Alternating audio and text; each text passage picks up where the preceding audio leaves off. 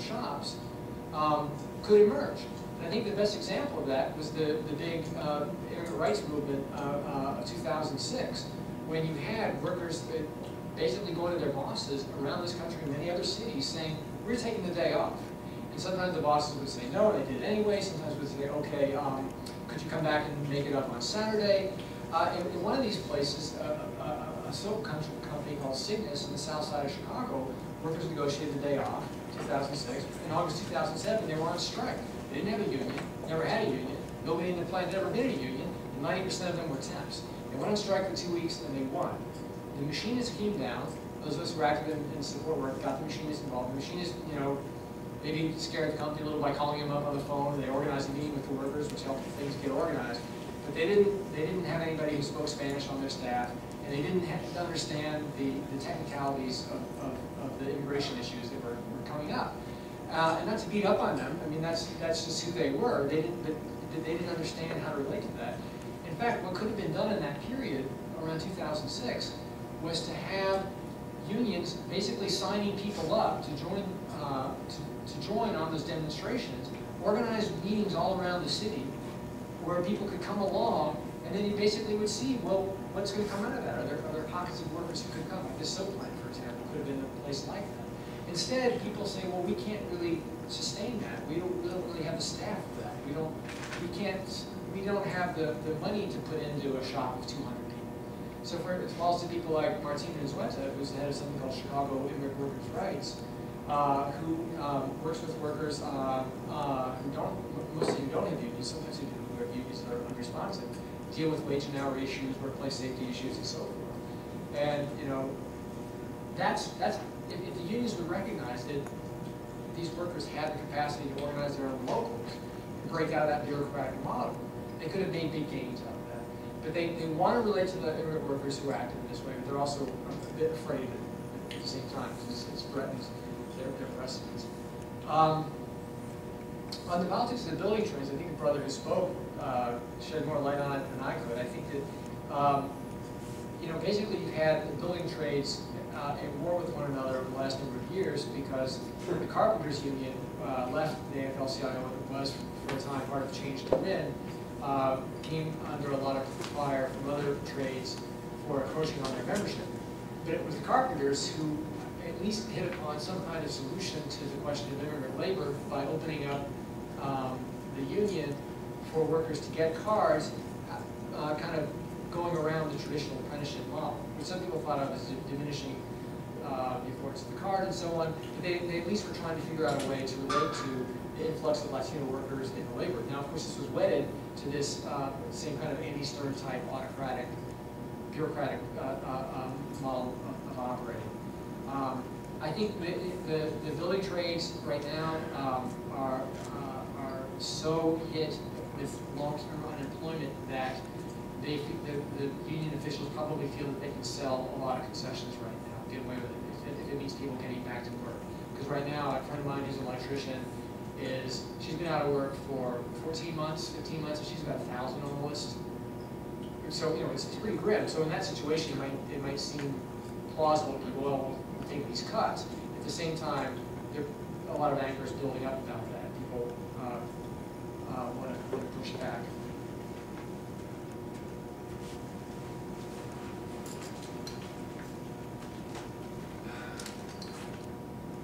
Well, I just wanted to talk about, I wanted to address, and there's not time to address everything for you or anybody, but I wanted to mention that the labor movement is sort of a secondary phenomena of, well, maybe it isn't, but certainly not independent, of bigger movements, very big movements of change in the way you mentioned, you called it industrial restructuring, which is just the tip of the iceberg of the change in the way capitalism is organized internationally. And God knows there's plenty of disagreement and plenty of discussion about it, but it's, I think, important to recognize just how important those changes have been. I'm going to simplify it because it's an enormous amount of stuff.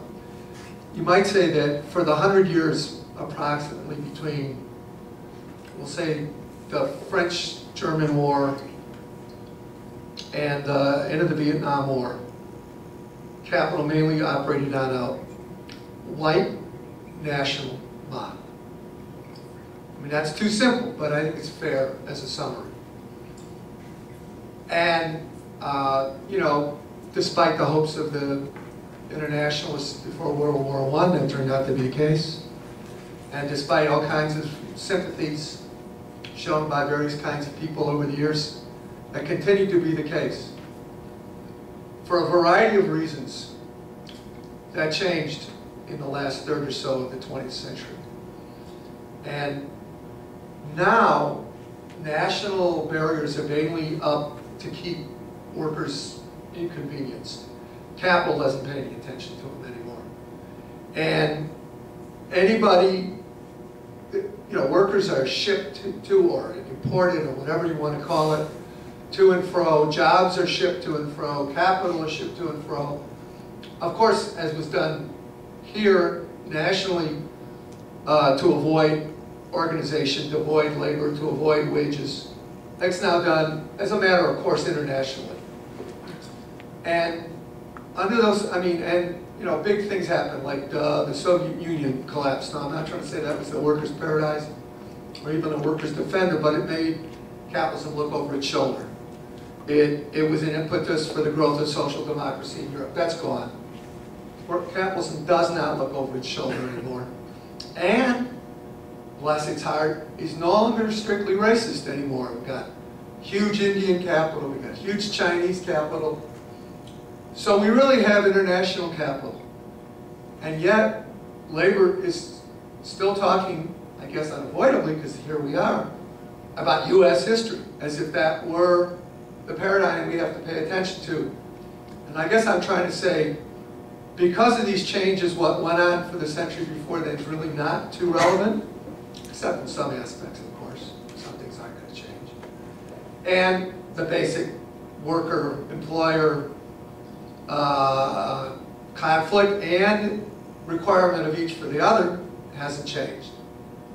But outside of that, a lot has changed. And let's put it this way. It seems to me that given the startling change in the international architecture of capital, that's how I would phrase it, there has to be something comparable for working people. We have an international social forum.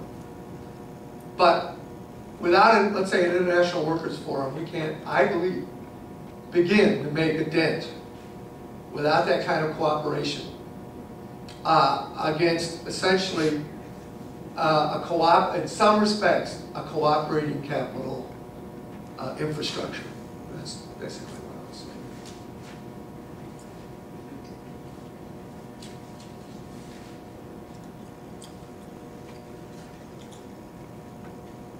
So I have just three quick questions.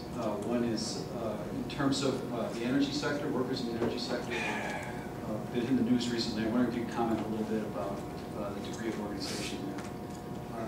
Secondly, in terms of public sector workers, do you think that the fact that the TSA workers were banned from organizing unions in the early part of 2000 had a similar impact on the problems that public sector workers are having today? And thirdly, I'm not sure what your argument was in terms of labor leadership. Do you think they would actively oppose militancy if it arose, or would they, for example, in the case of the Republic Windows workers, tend to fall back and rally around their base?